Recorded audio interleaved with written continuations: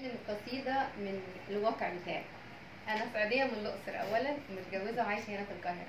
بلديات. أهلا. يوم دخولي الكلية أنا كنت نايمة بغطاي وصحيت على زغروت طماي.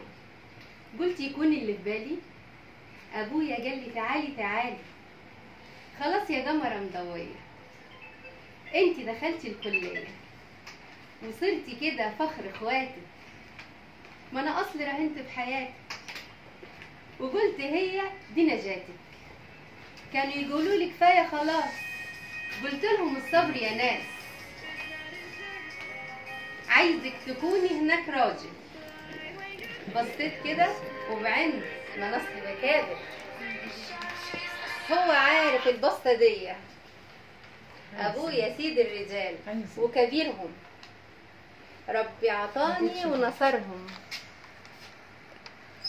وفي العشية نصبوا الفرح وقال لي ده انتي أميرة الليلة دي، يبقى تقولي راجل وبس، ده أنا هكون سيد الرجال والبس الجبة والقفطان، بس بشرط قولي أأمري يا ست البنات. بصيت له وانا مستحيه تكون عبايتي من الستان، قال لي وبالالماس متغطيه. ها ايه رايك يا صبيه؟ تستاهلي.